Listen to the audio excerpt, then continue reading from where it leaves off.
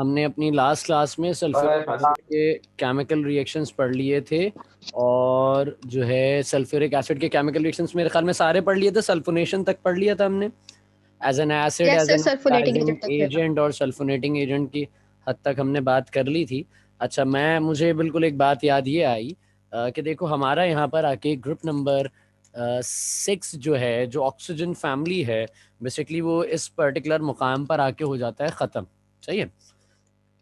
Oxygen को हम इतना डील नहीं करते सेकेंड ईयर में आके, हालांकि उसका एक बड़ा अहम कंपाउंड हमारे पास है जो, अल्लाह आपका भला करे, ओजोन है, हाइड्रोजन पर ऑक्साइड है। ये दो बड़े हमारी अहम डिस्कशन वाली बातें हैं ऑक्सीजन से रिलेटेड, लेकिन हम इन पर जो है वो डिस्कस नहीं करते सेकेंड ईयर केमिस्ट्री में। इन पे हम बस बुनियादी लेवल पर नाइन्थ में बात कर लेते हैं।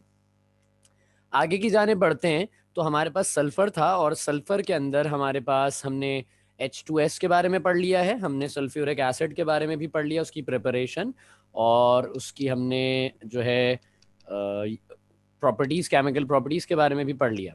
तो ग्रुप नंबर 6 यहाँ पर खत्म हो जाता है और हम बात करेंगे अब ग्रुप नंबर 7 पर। तो ग्रुप नंबर 7 जो है, ग्रुप नंबर 7 में हमारे पास कौन से हैं? हैलोजेंस हैं, यानी कि फ्लोरीन, क्लोरीन, ब्रोमीन, आयोडीन और एस्टेटाइन। ये एलिमेंट्स हैं जो हमारे पास खास पाए जाते हैं। फ्लोरीन, क्लोरीन, ब्रोमीन, आयोडीन और एस्टेटाइन, ये वो तमाम एलिमेंट्स हैं जो खास पाए जाते हैं। अब इन तमाम एलिमेंट्स में भी अगर मैं बात करूं तो सबसे ज़्यादा अहमियत, मैं अगर लिख लूं, फ्लोरीन, क्लोरीन, ब्रोमीन, आयोडीन और एस्टेटाइन, इन तमाम एलिमेंट्स में भी बात करूं तो हैलोजेंस में कमर्शियल लेवल पर सबसे ज्यादा कॉमन हैलोजन कौन सा है? कोई बताएगा मुझे? क्लोरीन। क्लोरीन। क्लोरीन सबसे कॉमन हैलोजन है हमारे पास। जैसे हम देखते हैं तो क्लोरीन सबसे कॉमन है। क्लोरीन की प्रिपरेशन कैसे की जा सकती है? कोई मुझे आइडिया देगा इस बारे में? क्लोरीन को आप कैसे प्रिपेयर कर सकते हैं? इंडस्ट्रियल लेवल पर मैं बात करना चाह रहा हूँ इस वक्त, इंडस्ट्रियल लेवल पर मैं आपसे बात करना चाह रहा हूँ। हालांकि मेरा मूड आज कुछ और पढ़ाने का था, लेकिन स्टार्टअप में तो मुझे ये बताना पड़ेगा, फिर उसके बाद हम चलेंगे वहां पर। इंडस्ट्रियली कैसे प्रिपेयर किया जा सकता है क्लोरीन? कोई बताएगा? कोई प्रोसेस, कोई सेल, कोई ऐसा तरीका जिससे हम क्लोरीन को प्रिपेयर करते हो? कोई ऐसी चीज है? सर नेल्सन सेल से। Nelson cell. हमारे पास क्लोरीन की प्रिपरेशन दो सेल्स से की जाती है। एक हमारे पास होता है नेल्सन सेल और एक हमारे पास होता है कास्टनर कैलनर्स सेल। तो इन दो सेल से हम क्लोरीन की प्रिपरेशन पढ़ते हैं। क्या आपने ये दोनों सेल्स पढ़े हुए हैं या नहीं पढ़े हुए? जी सर, पढ़े थे। अगर अगर कोई शख्स ऐसा हो जो ये कहे कि सर नहीं सर मैंने वो क्लास मिस कर दी थी या मैंने नहीं पढ़ा था, तो आप गूगल क्लासरूम पर जाकर चैप्टर नंबर 3 के लेक्चर्स में जाकर इसको देख सकते हैं। आपको बआसानी जो है वो नेल्सन सेल और कास्टनर कैलनर सेल मिल जाएगा वहां पे। बात यहाँ तक समझ गए आप मेरी? जी सर। सही है। अच्छा, तो अब हमारे पास जो कहानी है वो ये है भाई कि क्लोरीन की हमें दो चीज़ें पढ़नी है। एक तो उसकी प्रिपरेशन पढ़नी होती है, दूसरा उसके रिएक्शंस पढ़ने होते हैं। हालांकि मेरा मूड आज जो है वो किसी और चीज़ का था, तो हम उस पर स्टार्ट करेंगे। हमारे पास बचा क्या है इस चैप्टर में? मैं उस पर पहले सबसे पहले बात कर लूँ। हमारे पास इस चैप्टर में बचा क्या क्या है? हमारे पास हमने ग्रुप नंबर 3 का एक पर्टिकुलर पार्ट छोड़ा था, आप लोगों को अगर याद हो, एल्यूमिनियम। ऐसी है, एल्यूमिनियम हमने ड्रॉप जी कर दिया सर। था। जी सर, आपने कहा था एंड में एलम पढ़ाऊंगा। That's good. एलम्स हमने पढ़ लिए थे, एल्यूमिनियम हमने जो है वो ड्रॉप कर दिया था। तो वो एक बड़ी अहम चीज़ हमारे पास बची है, एल्यूमिनियम की एक्सट्रैक्शन हमारे पास मेथड से करेंगे डिफरेंट हम, और क्लोरीन की केमिकल प्रॉपर्टीज। ये दो चीज़ें हमारे पास बचती हैं। आज हम जो डिस्कस करने जा रहे हैं, आज हम डिस्कशन करेंगे कुछ साइंटिफिक रीजंस के ऊपर, कुछ रीजंस और इस चैप्टर के कुछ एमसीक्यूज के ऊपर हमें खास डिस्कशन करना है। मैंने आपसे लास्ट क्लास में एक बात कही थी कि मुझे बताइए कि ये जो सल्फ्यूरिक एसिड होता है, ये सल्फ्यूरिक एसिड इतना विस्कस क्यों होता है? क्या वजूहात हैं कि ये इतना विस्कस हमारे पास पाया जाता है? कोई रीजन किसी ने ढूंढा, किसी ने पढ़ा, कुछ मिला किसी को? जी सर, ढूंढा था। जी सर। क्या मिला आपको रीजन में? सर दोनों के लिए, ऑयली और विस्कस दोनों के लिए सिमिलर रीजन आ रहा था कि उसका जो मॉलिक्यूलर साइज होता है वो वाटर के कंपैरिजन में काफी लार्ज होता है, और काफी लार्ज होने के साथ साथ इसके अंदर जो वैंडरवाल फोर्सेस होती हैं, तो मॉलिक्यूल्स के पास मूवमेंट के लिए इतने ज्यादा स्पेस नहीं होती, और जब मूवमेंट के लिए स्पेस नहीं होती तो वो टाइटली कह सकते हैं एक दूसरे से सराउंडेड होते हैं, इसीलिए उसकी जो अपीयरेंस होती है वो काफी विस्कस हो जाती है। दैट्स गुड, एक बहुत डीप एक्सप्लेनेशन थी, इट्स गुड, अच्छा खासा होमवर्क है, बहुत अच्छे तरीके से डिफाइन किया, स्ट्रक्चर से रिलेटेड कर डिफाइन किया। मैं इसको आसान अंदाज में आपको समझाऊं कि अगर कभी ज़िंदगी में आपसे कोई पूछता है that why does the sulphuric acid is viscous और ऑयली, तो उसका सबसे बेहतरीन रीज़न आपके पास ये है कि इसके अंदर जो वैंडरवॉल फोर्सेस हैं वो रीज़न है इसके अंदर जो है आपके पास विस्कस और ऑयली तमाम वो सब्सटेंसेस होते हैं जिनके मेल्टिंग और बॉइलिंग पॉइंट्स ना ज़रा हाई होते हैं, उनकी विस्कोसिटी ज़्यादा हाई होती है। तो उसकी विस्कोसिटी का रीज़न हमारे पास जो निकल कर आता है वो ये होता है कि इसके अंदर हाइड्रोजन बॉन्डिंग है, इसके अंदर हाइड्रोजन बॉन्डिंग खासी स्ट्रांग होती है। देखो वैंडरवॉल फोर्सेस आपने पढ़ा है, वैंडरवॉल फोर्सेस यानी कि इंटरमॉलिक्यूलर फोर्सेस, ये तीन तरह की फोर्सेस होती हैं। इस इंटरमॉलिक्यूलर फोर्सेस की हेडिंग के अंदर तीन हमारे पास टाइप्स होती हैं। एक हमारे पास होती है डिस्पर्जन फोर्स जिसे हम लंदन फोर्स कहते हैं, एक हमारे पास होती है डायपोल डायपोल फोर्स, और फिर एक हमारे पास होती है हाइड्रोजन बॉन्डिंग। ये तीन तरह की होती हैं। अगर इन तीनों को मैं ग्रेडिंग्स में ले आऊं, ग्रेड कर दूं, तो हमें नजर आता है कि भाई डिस्पर्जन फोर्सेस यानी कि लंदन फोर्सेस सबसे वीक होती हैं, उससे ज्यादा स्ट्रांग हमारे पास डायपोल डायपोल होती हैं, और डायपोल डायपोल से भी ज्यादा स्ट्रांग यानी कि strongest of all intermolecular forces यानी कि strongest of all wander wall forces होती हैं हाइड्रोजन बॉन्डिंग। जिन कंपाउंड्स में, जिन मॉलिक्यूल्स में हाइड्रोजन बॉन्डिंग पाई जाती है, उन कंपाउंड्स के अंदर आपके पास उन कंपाउंड्स का बॉइलिंग पॉइंट खासा हाई होता है और उनकी विस्कोसिटी ज्यादा हाई होती है। बात समझ में आती है? जैसे मैं अगर मिथाइल इथाइल अल्कोहल की बात करूं वाटर से कंपैरिजन में, कि उनका भाई बॉइलिंग पॉइंट कम होता है, वाटर का ज्यादा होता है, तो उसमें क्या वजह है? Water has the hydrogen bonding in it. उन कंपाउंड्स में हाइड्रोजन बॉन्डिंग नहीं है, वाटर के पास हाइड्रोजन बॉन्डिंग है, इसी वजह से वाटर का जो बॉइलिंग पॉइंट होता है वो खासा हाई होता है, और वाटर की विस्कोसिटी अल्कोहल से ज्यादा होती है। हमें तो नजर आता है सर दोनों पानी तो है, क्या फर्क है? लेकिन वो पानी गाढ़ा और जो है वो पतला होता है, वो एक बड़ा डिफरेंस है। तो विस्कोसिटी का मेजर डिफरेंस हमारे पास हाइड्रोजन बॉन्डिंग और उसके स्ट्रक्चर के ऊपर आ जाता है। बात समझ रहे हैं? कुछ जरा साइंटिफिक रीजंस के ऊपर हम डिस्कस करते हुए चलेंगे। सबसे पहला तो हमारा यही होता है कि सल्फ्यूरिक एसिड जो है वो हाई विस्कोसिटी और हाई बॉइलिंग पॉइंट क्यों रखता है।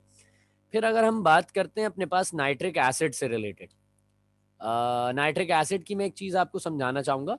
नाइट्रिक एसिड में हमारे पास एक सवाल अक्सर पूछा जाता है, मतलब इट्स नॉट दैट लेवल के ये एमसीक्यूज बेस्ड क्वेश्चन नहीं है, एमसीक्यूज में नहीं पूछते, लेकिन ये सवाल आपसे कतन कभी भी कहीं पर भी पूछा जा सकता है, तो आपको इस बारे में पता होना लाजिम है। वो सवाल क्या है? वो सवाल ये होता है कि भाई ये जो सल्फ्यूरिक एसिड है ये दो अलग अलग स्टेट्स में पाया जाता है। ये सल्फ्यूरिक एसिड दो अलग अलग स्टेट्स में पाया जाता है, यानी कि वेपर स्टेट और आपके पास एक सॉलिड स्टेट, इन दो स्टेट्स में ये पाया जाता है। इन दोनों स्टेट्स के अंदर इसके साथ क्या मामलात होते हैं, क्या डिफरेंसेस होते हैं, तो आइए जरा देख लेते हैं। सबसे पहले इसकी वेपर स्टेट, सल्फ्यूरिक एसिड क्या नाम आता है? नाइट्रिक एसिड की HNO3, इसका जो मॉलिक्यूल होता है उसकी मैं बात कर रहा हूं। वेपर्स स्टेट पाई जाएगी हमारे पास 83 डिग्री सेंटीग्रेड पर, और इसमें हमारे पास होगा क्या? ये इसका कुछ मॉलिक्यूलर फॉर्मूला मैं तैयार कर रहा हूं, आप इसको अपने पास नोट जरूर कीजिएगा।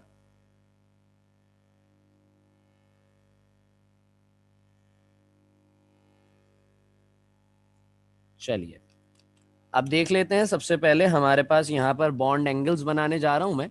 ये एक बॉन्ड एंगल बना जो कि होता है 90 डिग्री का हाइड्रोजन और ऑक्सीजन के दरमियान में। एक बॉन्ड एंगल ये बनेगा, ये होगा हमारे पास 115 डिग्री, 115 डिग्री के हिसाब से इसका एंगल बनेगा। एक एंगल हमारे पास यहाँ बनेगा, ये बनेगा 130 डिग्री का, और एक और एंगल बनेगा यहाँ पर, वो होगा 115 डिग्री का। ये होगा इनके बॉन्ड एंगल्स। अब जरा बॉन्ड लेंथ के ऊपर भी बात कर लेते हैं कि इसकी बॉन्ड लेंथ कितनी होगी। बॉन्ड लेंथ में अगर मैं बात करूं तो ये नाइट्रोजन और ऑक्सीजन के दरमियान यहाँ जो बॉन्ड लेंथ है वो होगी 1.22 डिग्री आर्मस्ट्रॉन्ग की, और यहाँ पर जो बॉन्ड लेंथ पाई जाएगी वो भी होगी 1.22 डिग्री आर्मस्ट्रॉन्ग की। और हमारे पास एक बॉन्ड लेंथ यहाँ पर पाई जाएगी जो नाइट्रोजन और ऑक्सीजन के दरम्यान में है, ये है 1.41 डिग्री आर्मस्ट्रॉन्ग। और बस ये हमारी बॉन्ड लेंथ है, ये हमारे पास सारे बॉन्ड्स पाए जा रहे हैं। ये नाइट्रिक एसिड है वेपर्स स्टेट में। कौन सी स्टेट में है ये? वेपर्स की स्टेट में नाइट्रिक एसिड हमारे पास इस तरह से कुछ पाया जा रहा है। बात समझ रहे हैं आप मेरी? जी सर। बना लिया है सबने? ये रब करूं? जी सर। अब हमारे पास एक और चीज है, यही नाइट्रिक एसिड हमारे पास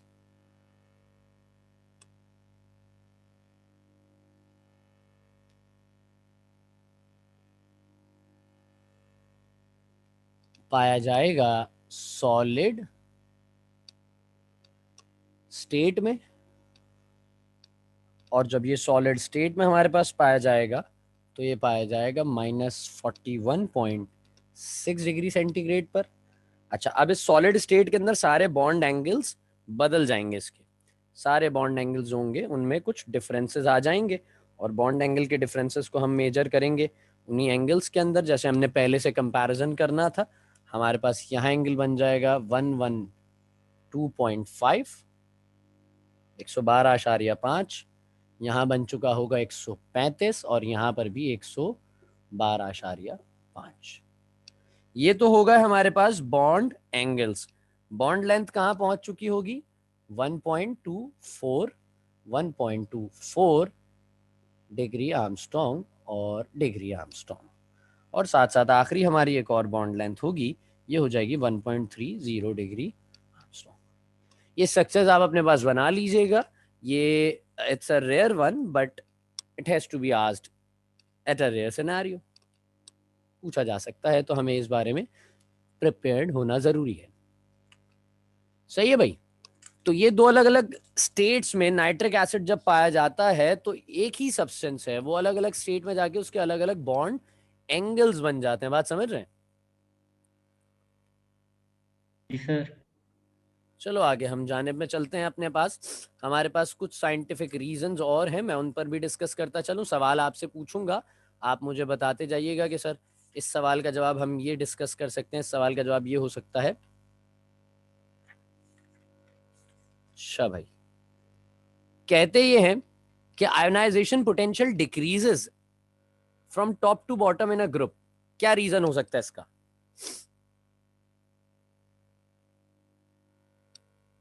आयोनाइजेशन पोटेंशियल जो है वो जब हम डाउन द ग्रुप उतरते हैं तो वो डिक्रीज होती है ionization potential. Sir atomic size बड़े होने की वजह से। एटॉमिक साइजेस इंक्रीज हो रहे होते हैं, नंबर ऑफ ऑर्बिट्स बढ़ रहे होते हैं, नंबर ऑफ इलेक्ट्रॉन्स बढ़ रहे होते हैं, शील्डिंग इफेक्ट जो है वो आपका इंक्रीज हो रहा होता है। इसी वजह से आपके टॉप टू बॉटम जाते हुए आयोनाइजेशन पोटेंशियल जो है वो डिक्रीज हो रही होती है, क्योंकि बेसिकली जो इलेक्ट्रोस्टैटिक फोर्स होती है न्यूक्लियस और वैलेंस इलेक्ट्रॉन के दरमियान, वो आहिस्ता आहिस्ता क्या होती जाती है? कम हो रही होती है, बढ़ रही होती है। वैलेंस इलेक्ट्रॉन और न्यूक्लियस के दरमियान जो इलेक्ट्रोस्टैटिक फोर्स होती है बढ़ रही होती है। कम हो रही होती है, कम हो रही होती है। डिक्रीज हो रही होती है मेरे बेटा, डिक्रीज हो रही होती है। चलो आगे चलते हैं। ये तो हम समझ गए। कहा जाता है भाई इलेक्ट्रोपॉजिटिविटी इंक्रीज हो रही होती है टॉप टू बॉटम। इसका रीजन क्या दोगे तुम? सर एटॉमिक साइज की। बिल्कुल, ये इनवर्स रिलेशनशिप है इसका, आयोनाइजेशन पोटेंशियल और एटॉमिक साइजेस से। एटॉमिक साइजेस बड़े होंगे तो आपकी इलेक्ट्रोपॉजिटिविटी जो है वो इनवर्स रिलेशनशिप क्या नाम है? इनवर्स रिलेशनशिप है आयनाइजेशन पोटेंशियल से, और डायरेक्ट रिलेशनशिप है एटॉमिक साइजेस से, कि जैसे जैसे एटॉमिक साइजेस बड़े होते जाएंगे इलेक्ट्रोपॉजिटिविटी यानी कि मेटालिक कैरेक्टर जो है वो आपका इंक्रीज होता जाएगा, वो भी बढ़ता जाएगा। क्योंकि आयोनाइजेशन पोटेंशियल, इलेक्ट्रॉन निकालने के लिए जो कुवत है अगर वो कम दरकार होगी तो इलेक्ट्रॉन आसानी से निकल सकता है ना। मैंने आपको पढ़ाते वक्त भी ये समझाया था कि electropositivity is basically the ease to give an electron, to lose an electron. बात समझते हैं? तो इलेक्ट्रोपॉजिटिविटी इंक्रीज होती है क्योंकि इसका ताल्लुक इनवर्स रिलेशनशिप है किससे? आयोनाइजेशन पोटेंशियल से, और डायरेक्ट रिलेशनशिप है किससे? एटॉमिक साइजेस से। बात यहां तक समझ में आती है? जी एक सर। एक लफ्ज हम हमेशा पढ़ते हैं, वो होता है इलेक्ट्रॉन पॉपुलेशन। को बयान करेगा इलेक्ट्रॉन पॉपुलेशन को क्या कहते हैं? इलेक्ट्रॉन पॉपुलेशन क्या है? सर इलेक्ट्रॉन की तादाद। नॉर्मली हम पॉपुलेशन तो ये कहते हैं ना, तादाद को। आओ समझ लेते हैं इलेक्ट्रॉन पॉपुलेशन किसे कहते हैं। किसी भी सर उसकी वैलेंस शेल, डेंसिटी। नहीं नहीं नहीं नहीं, इलेक्ट्रॉन डेंसिटी की बात नहीं होगी इसमें। इलेक्ट्रॉन डेंसिटी का कंसिडरेशन नहीं आएगा। ये तुम लोग, मुझे लग रहा है चैप्टर नंबर 7 पढ़ने लग गए हो ना। चैप्टर 7 पढ़ रहे हो ना? जी जी सर। सर, हाँ। काफी सर। बेंजीन पर। तो बिल्कुल ये इलेक्ट्रॉन डेंसिटी का लफ्ज जो है वो बिल्कुल बेंजीन से निकल कर आता है, सबसे ज्यादा इलेक्ट्रॉन डेंसिटी का ताल्लुक। खैर, हम वहां पे पूरी किताब में सबसे ज्यादा अहमियत के साथ वही इस्तेमाल किया था इस लफ्ज को। किसी भी एलिमेंट के वैलेंस शेल के अंदर इलेक्ट्रॉन्स की जो तादाद होती है उसका एक रेशो निकाला जाता है मैक्सिमम के साथ। मिसाल के तौर पर पहला KLMN, हम 4 पे बात कर लेते हैं। के में आते हैं 2, एल में कितने आते हैं बेटे 8, एम में कितने आते हैं 18 और एन में कितने आते हैं 32। मिसाल के तौर पे कोई एलिमेंट है, उसके लास्ट सेल में आते हैं 3 इलेक्ट्रॉन्स। ये बेसिकली इलेक्ट्रॉन पॉपुलेशन एक रेशो होता है। मैं कहता हूं 2 इलेक्ट्रॉन्स आते हैं और उसका लास्ट सेल जो है वो एम है। लास्ट सेल कौन सा है? एम। तो रेशो निकलेगा 2:18। 2:18 इसे कहेंगे उस एलिमेंट की इलेक्ट्रॉन पॉपुलेशन। यानी कि उसके अंदर जो कैपेसिटी थी वो 18 की थी, क्योंकि उसका लास्ट सेल जो था वो 3rd था, लेकिन उसके अंदर जो प्रेजेंस है वो 2 की है। इलेक्ट्रॉन पॉपुलेशन की वजह से एलिमेंट्स के अंदर बहुत ज्यादा डिफरेंसेस आते जाते हैं। इलेक्ट्रॉन पॉपुलेशन की वजह से एलिमेंट्स में बहुत ज्यादा डिफरेंसेस आते जाते हैं। मिसाल के तौर पर मैं कहूं कि एक एलिमेंट 2 था और अगला एक एलिमेंट आया, उसमें 4 इलेक्ट्रॉन्स थे, सही है, और उसका भी लास्ट सेल जो है वो तीसरा ही था 18। मुझे बताओ किसकी इलेक्ट्रॉन पॉपुलेशन ज्यादा है? इलेक्ट्रॉन पॉपुलेशन किसकी ज्यादा है? सर ऊपर वाले की। ऊपर वाले की। रेशियो 18। 2:18। 18 आ सकते थे, 2 है बेचारे के पास। 18 आ सकते थे, 4 है बेचारे के पास। पॉपुलेशन का लफ्ज तो वही बता रहा है कि भाई जो अंदर मौजूद है इलेक्ट्रॉन पॉपुलेशन, कलेक्टिवली हम इसको कंसिडर करते हैं as the ratio of the present electrons and the actual capacity of the orbit. Actual capacity of the orbit ratio होना चाहिए present electron in the valence shell, in the valence orbit and the capacity of the valence orbit. इसे हम कहते हैं। तो यहाँ पे 2:18 है और यहाँ पर 4:18 है, तो दोनों में से मुझे बता दो इलेक्ट्रॉन पॉपुलेशन किसकी ज्यादा है? सर मतलब ऐसे डिवाइड नहीं करेंगे इसको?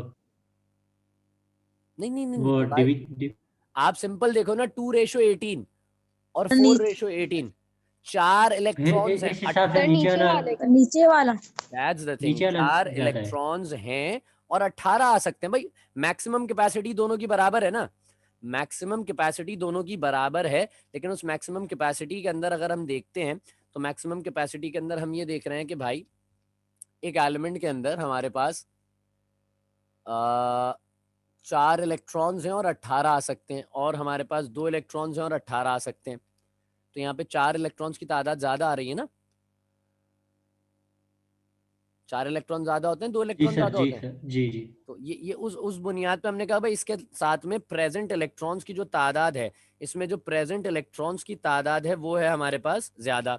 सही है, प्रेजेंट इलेक्ट्रॉन्स की तादाद जो है वो हमारे पास क्या है? ज्यादा है। फिर उसके बाद हम करते हैं इनको डिवाइड। एक्चुअल इलेक्ट्रॉन जो इलेक्ट्रॉन पॉपुलेशन का जो रेशो है वो हम निकालने के लिए हम निकालते हैं इसकी तादाद जो हमने रखी है, इसको डिवीजन करके वैल्यू निकालते हैं। फिर जब डिवीजन करके वैल्यू निकालते हैं, आंसर बताओ जरा क्या आ रहा है भाई। अगर हम करते हैं मिसाल के तौर पे 2 डिवीजन 18 के साथ, तो आंसर आता है 1:9 और 2:9। ना ना ना ना, बिल्कुल पॉइंट्स में चलते हैं। 2 डिवीजन करा 18 के साथ तो आंसर आया 0.11, ऐसी है। और जी 4 सर। डिवीजन करा हमने अगर 18 के साथ तो आंसर आया 0.22। किसका आंसर बड़ा है? सर 4:18। 4:18 4:18 का है, तो 4:18 का है। तो हमारे पास सिंपल फिनोमेना क्या है कि भैया किसकी वैल्यू बड़ी आई, इलेक्ट्रॉन पॉपुलेशन किसकी ज्यादा आई। एक तो आप नॉर्मली सामने से जज कर रहे हैं, क्योंकि ये तो देखो मैंने आपके पास जो शेल लिया है, जो ऑर्बिट लिया है, उसकी तादाद, उसकी मैक्सिमम कैपेसिटी सेम थी, तो हमारे पास सिंपल है, सामने से देख के जज कर लेना। अगर मिसाल के तौर पे मैं कह देता यहाँ पे 3:8 और 3:18, तो सर 8 मैक्सिमम कैपेसिटी है, 3 है, 18 मैक्सिमम कैपेसिटी है, 3 है।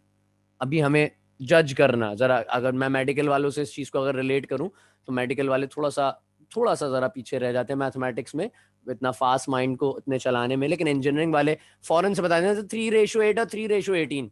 मैं सिंपल पूछ रहा हूँ भाई, 8 थे मैक्सिमम कैपेसिटी, उसमें से 3 फिल्ड हुए मैं, 18 थी मैक्सिमम कैपेसिटी, उसमें से 3 फिल्ड हुए हैं। बताओ इलेक्ट्रॉन पॉपुलेशन किसकी ज्यादा है, ऊपर वाले की नीचे वाले की? सर ऊपर ऊपर वाले वाले की। की। सर ऊपर वाले की। ऊपर नजर आ रहा है। हम इसको डिवाइड भी करके देखेंगे, आंसर में वेरिएंस हमें नजर आ जाएगा। ये जो इलेक्ट्रॉन पॉपुलेशन का कॉन्सेप्ट है, इसी पे हमारे पास एक सवाल आता है।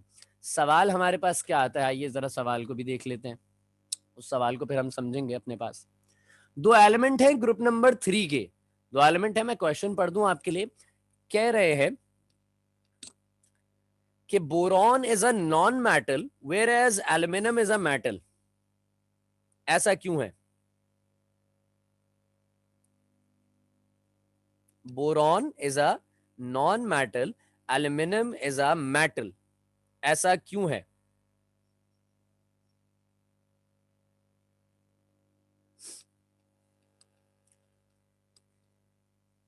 कोई बताएगा?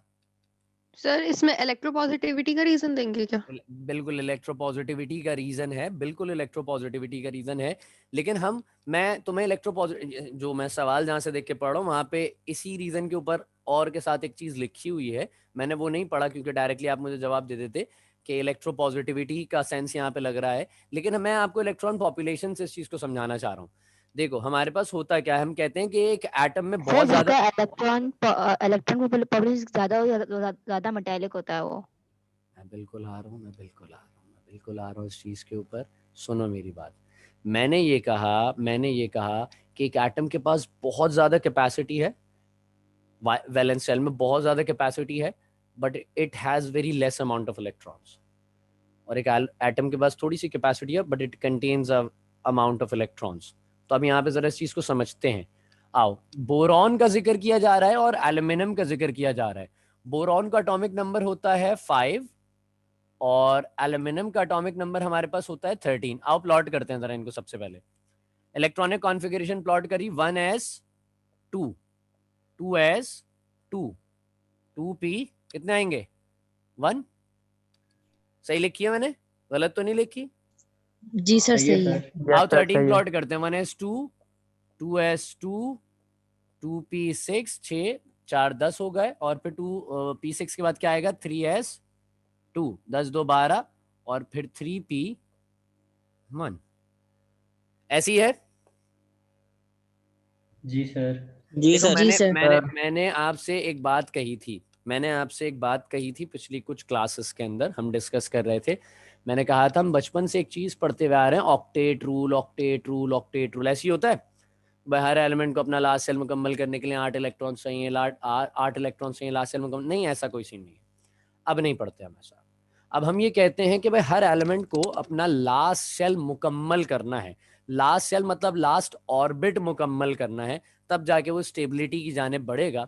आओ देखते हैं इसको होगा क्या। अगर मैं इनकी इलेक्ट्रॉन पॉपुलेशन निकालूं, ये सेकंड ऑर्बिट पे है और ये थर्ड ऑर्बिट पे पहुंच रहा है। सेकंड ऑर्बिट के अंदर टोटल इलेक्ट्रॉन्स रिक्वायर्ड कितने होते हैं? Sir 6। 8 electron. Second orbit, KLMN, K8 L, sorry K2 L8 M18 और N32। तो यहां पे कितने चाहिए होते हैं? 8 चाहिए होते हैं। इसके पास कितने? 3। 3 है। अच्छा यहाँ आ जाओ। यहाँ पे हमने देखा कि हमारे पास 3 है और तीसरे तक जा रहा है, तीसरे में 18 चाहिए होता है, तीसरे में 18 चाहिए। तो ये बेसिकली इलेक्ट्रॉन पॉपुलेशन आ गई, इनकी इलेक्ट्रॉन पॉपुलेशन आ गई है, जिसके पास एक ऐसा एलिमेंट जिसकी इलेक्ट्रॉन पॉपुलेशन कम होती है, जैसे हम एल्यूमिनियम के बारे में देख रहे हैं। एल्यूमिनियम कंटेन 3 इलेक्ट्रॉन्स, लेकिन उसकी कैपेसिटी कितनी है? 18 इलेक्ट्रॉन्स की है। तो क्या इसकी इलेक्ट्रॉन पॉपुलेशन बोरॉन से ज्यादा है या कम है? कम है। कम है सर। कम है ना इसकी इलेक्ट्रॉन पॉपुलेशन। हम कैलकुलेट कर लेते हैं, चलो सिंपल। 3 को मैंने डिवाइड कराया 8 से, आंसर आया 0.375, सही है। और मैंने 3 को डिवाइड कराया 18 से, आंसर आया 0.16। कौन सी वैल्यू छोटी है? सर 0.16। एल्यूमिनियम की। अगर मैं बताऊं कौन ज्यादा स्टेबिलिटी के करीब है, कौन ज्यादा स्टेबिलिटी के करीब है? Sir boron. बोरॉन। बोरॉन करीब है। एक ऐसा एलिमेंट जिसकी इलेक्ट्रॉन पॉपुलेशन की वैल्यू ज्यादा हो, वो मेटालिक नेचर नहीं रखता। एक ऐसा एलिमेंट जिसकी इलेक्ट्रॉन पॉपुलेशन की वैल्यू कम हो, अनपेयर्ड इलेक्ट्रॉन्स की तादाद बहुत ज्यादा हो उसके पास, या फिर हम इसे कह लें कि इलेक्ट्रॉन पॉपुलेशन की वैल्यू कम हो, या फिर अनपेयर्ड इलेक्ट्रॉन्स तादाद बहुत ज्यादा हो, तो वो एक मेटालिक नेचर रखता है। इसीलिए हम देखते हैं ना ग्रुप नंबर 3 में नॉन मेटल। मैं नॉन मेटल क्यों कह रहा हूँ? बोरॉन नॉन मेटल है क्या? क्या बोरॉन नॉन मेटल है? बोरॉन क्या है, मेटलॉइड है या नॉन मेटल है, क्या है?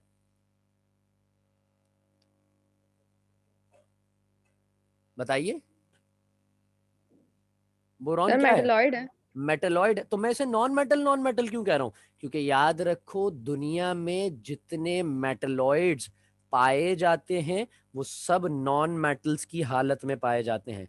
दुनिया में जितने मेटलॉइड्स पाए जाते हैं वो सब नॉन मेटल्स की हालत में पाए जाते हैं।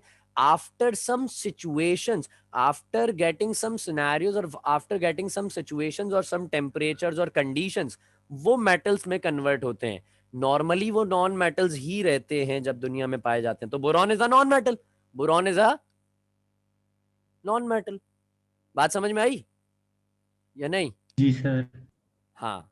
तो अभी यहाँ पे हमने इलेक्ट्रॉन पॉपुलेशन के हिसाब से रेशियो देख लिया भाई। बोरॉन नॉन मेटल है, एल्यूमिनियम मेटल है। क्यों?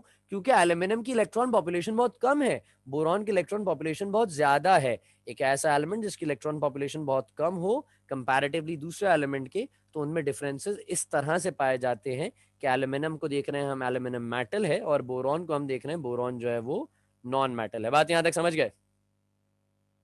जी सर। एक सवाल आता है, सल्फर का एटॉमिक साइज ऑक्सीजन से क्यों बड़ा है? Why does the atomic size of sulfur is larger than oxygen? कोई बताएगा इसका reason? Because atomic size is increase down the group. सही है। ग्रुप ट्रेंड्स के ताल्लुक के अलावा क्या रीजन समझाएंगे आप मुझे? Atomic number of sizes, shells increase हो रहा है। नंबर ऑफ शेल्स इंक्रीज हो रहे हैं, नंबर ऑफ ऑर्बिट्स इंक्रीज हो रहे हैं, तो इसी वजह से एटॉमिक साइज भी बढ़ता चला जा रहा है। बात समझ है? एक सवाल मैं समझाता चलूं। हम melting points of halogens increases down the group. Group number 7 में मेल्टिंग पॉइंट्स का बड़ा गहरा ताल्लुक होता है। जो पी ब्लॉक है इसके अंदर मेल्टिंग पॉइंट्स का बड़ा गहरा ताल्लुक है। मतलब मेल्टिंग पॉइंट और बॉइलिंग पॉइंट का जो ग्रुप ट्रेंड है उसमें बड़ी खासी बातें हैं, तो हमने डिस्कस की थी। मुझे बताओ कि हम जब डाउन द ग्रुप उतरते हैं, ग्रुप नंबर 7 में मैं बात कर रहा हूँ, ग्रुप नंबर 7, मैं लिख दूं ग्रुप पूरा आपके सामने, तो ग्रुप नंबर 7 आपको समझ में आ जाएगा। सबसे पहला एलिमेंट हमारे पास फ्लोरीन, फिर क्लोरीन, फिर ब्रोमीन, फिर आयोडीन, और फिर हमारे पास astatine. Fluorine chlorine gas, bromine liquid, iodine आपके पास सॉलिड, एसिटाइन सॉलिड। मुझे बताओ डाउन द ग्रुप जाते हुए मेल्टिंग पॉइंट क्यों इंक्रीज हो रहा है? कोई बताएगा? स्टेट चेंज हो रही है उनकी। The change in sir state that, हाँ बोलो बोलो बोलो। यही बोल रही थी। The change in state is much matterable in this sense के मेल्टिंग पॉइंट हमारा इंक्रीज हो रहा है। मेल्टिंग पॉइंट हमारा इंक्रीज हो रहा है as we go down the group due to the change in state of the materials. हमारे पास फ्लोरीन क्लोरीन गैसेस हैं, ब्रोमीन लिक्विड है, आयोडीन सॉलिड हो गया, फिर एसिटाइन सॉलिड हो गया। तो जैसे जैसे हम नीचे की जानिब उतर रहे हैं, हमारे सब्सटेंसेस की स्टेट चेंज हो रही है, यानी कि इंटरमोलिकुलर अट्रैक्शन जो है वो ऊपर से नीचे की जानिब आते हुए बढ़ती जा रही है या कम हो रही है? इंटर सर एटॉमिक कह बढ़ती लो जा या रही इंटर, है, बढ़ती जा रही है। That's the thing. बढ़ मॉलिक्यूल्स के दरमियान अट्रैक्शन बढ़ती जा रही है। यहाँ से बिल्कुल मैंने आपको रिलेट कर दिया आपके चैप्टर नंबर 2 के बिल्कुल स्टार्टिंग पार्ट में से, फर्स्ट ईयर केमिस्ट्री के, जहाँ पे आप काइनेटिक मॉलिक्यूलर थ्योरी पढ़ रहे थे सॉलिड लिक्विड और गैसेस की। नीचे की जानिब जाते हुए सॉलिड आ रहा है, गैसेस में जो अट्रैक्शन होती है इंटरमोलिकुलर अट्रैक्शन, वो वीक होती है, लिक्विड्स में स्ट्रांग हो जाती है उससे, और सॉलिड्स में सबसे ज्यादा स्ट्रांग होती है। ऐसी है भाई, या गलत कह रहा हूं मैं? ऐसा ही है सर। सही है। कह रहे हैं why diamond is a bad conductor, कोई बताएगा डायमंड एक बैड कंडक्टर क्यों है? Because it has no free electrons. The thing, diamond has no free electron. अच्छा, मैं एक बात को कोट करता चलूं कि हम जैसे अभी इस वक्त यहाँ पे डिस्कशन कर रहे हैं अपने साइंटिफिक रीजंस के ऊपर, तो ये एक बड़ी अहम क्लास है साइंटिफिक रीजंस के डिस्कशन की। आपने पेपर में ऐसे नहीं लिख के आ जाना, जैसे मतलब सवाल आया why diamond is a bad conductor of electricity, आपने वहां लिख दिया फुल मतलब with the 100 multiply by 100 attitude के साथ, because diamond has no free electrons. Explanation देनी पड़ेगी। डायमंड के पास कोई भी अनपेयर्ड इलेक्ट्रॉन नहीं बचता। डायमंड के पास जो है वो जो बॉन्ड बने हुए होते हैं, उन बॉन्ड के अंदर सारे इलेक्ट्रॉन के पेयर्स मौजूद होते हैं और वो लोकलाइज्ड होते हैं। बात समझ रहे हैं आप मेरी? तो इसी वजह से डायमंड जो है वो बैड कंडक्टर होता है इलेक्ट्रिसिटी का। सर बात इसी बात समझते को हैं थोड़ा बड़ा चढ़ा के लिख देना है। भाई? ये यही होता है, यही होता है, यही होता है। मैं आपको समझाऊं इसकी मिसाल, कि अक्सर आप देखते हैं कि बिरयानी आप खरीदने गए और बिरयानी वाले के पास जो डब्बा था वो डब्बा कुछ इस शेप का था कि आपको नज़र आ रहा था बड़ा गहरा सा डब्बा है ये। जो हम अक्सर प्लेट्स में, अगर बिरयानी हम बाहर खा रहे हैं किसी रेस्टोरेंट में, तो हमें नज़र आता है बड़ी बड़ी लंबी चौड़ी सी एक प्लेट है, लेकिन जब आप उस प्लेट की सतह तक पहुंचते हैं तो आप देखते हैं कि उसकी सतह तो खासी ऊपर है, यानी कि नीचे तो बहुत थोड़ी सी जगह है उस प्लेट के अंदर, खासा ऊपर है। तो वो इतनी फैल चुकी होती है, हमें लगता है यार बहुत सारी बिरयानी है, मतलब बहुत सारा सालन है और बहुत सारी चीजें हमें दी गई, तो वो सतह खासी ऊपर होती है। बात समझ में आती है आपको मेरी? जी सर।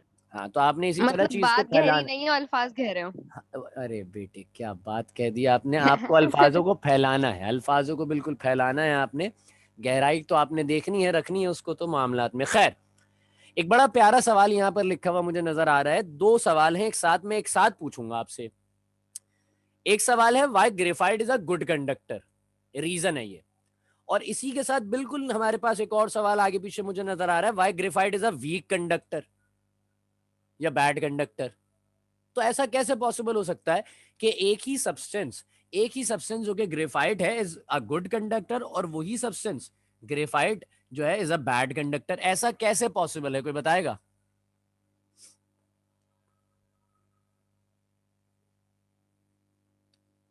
चलो गुड कंडक्टर तो बता दो, वो तो मैंने भी बताया था तुम लोगों को उस वक्त क्लास में ही, और मैंने शायद बैड कंडक्टर का भी बताया हो, जहां तक मुझे याद। सर डिफरेंट क्या डिफरेंस? ये डिफरेंट सब्सटेंस से कंपेयर करने के हिसाब से बताएंगे ना, कि नहीं अगर डायमंड से कंपेयर करें तो उस हिसाब से नहीं अच्छा नहीं नहीं कंडक्टर है। नहीं नहीं नहीं नहीं नहीं, it's, we are not comparing graphite with any other substance, we are comparing graphite with itself. हम कह रहे हैं कि graphite is a good conductor, एक एंगल से हम देख रहे हैं। मतलब मिसाल के तौर पे आपने जो है वो एक जाविये से मुझे देखा उस्ताद की हैसियत से, सही है, मैं अपनी मिसाल दे दूं, आप सब तो बहुत अच्छे बच्चे हैं, मैं अपनी मिसाल दे दूं। आपने मुझे एक उस्ताद की हैसियत से देखा कि यार हमें हमारे बाप का दर्जा रखते हैं, हमारे बड़े भाई की हैसियत से हमें समझाते हैं, बहुत अच्छे इंसान है, बहुत अच्छे इंसान है, मतलब बेहतरीन इंसान है। मेरे दोस्त मुझे जिस जाविये से देख रहे होंगे वो उस्ताद का जाविया नहीं होगा, लेकिन वहां खड़ा तो मैं ही होऊंगा, वहां सैयद मोहम्मद मुजीब हुसैन साहब ही खड़े होंगे, लेकिन वो एक उस्ताद का जाविया नहीं होगा, वो एक दोस्त का, एक भाई का जाविया होगा। तो उनकी नजर में मैं शायद बहुत अच्छा ना हूं। आप बात समझ रहे हैं? जज एक ही को किया जा रहा है, जज एक ही को किया जा रहा है, अलग अलग लोग अलग अलग एंगल से देख रहे हैं, अलग अलग जावियों में एक चीज को देख रहे हैं। तो ग्रेफाइट को भी एक जाविये से देखा जाए तो graphite is a good conductor, और एक जाविये से देखा जाए तो graphite is a bad conductor. जाविये क्या है, आओ मैं समझाऊं। इलेक्ट्रिसिटी हीट जैसा समथिंग। नहीं नहीं नहीं, इलेक्ट्रिकल कंडक्टिविटी तो पूछ रहे हैं हम आपसे।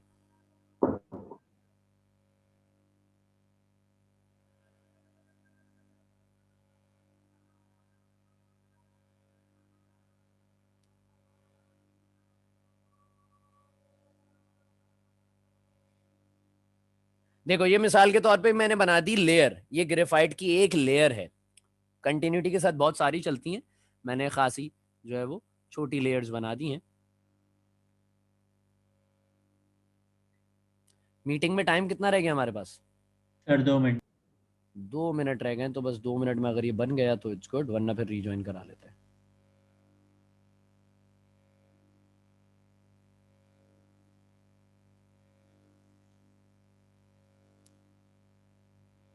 अब देखो ये एक लेयर है, ग्रेफाइट में लेयर्स चल रही होती हैं, मसला हो गया, ये तो एक बड़ी हो गई एक छोटी लेयर हो गई, खैर बहरहाल बात समझाने के लिए मैं आपको बता दूं, ग्रेफाइट में जो होता है वो ये होता है भाई, ग्रेफाइट के लेयर्स होती हैं आपस में कनेक्टेड।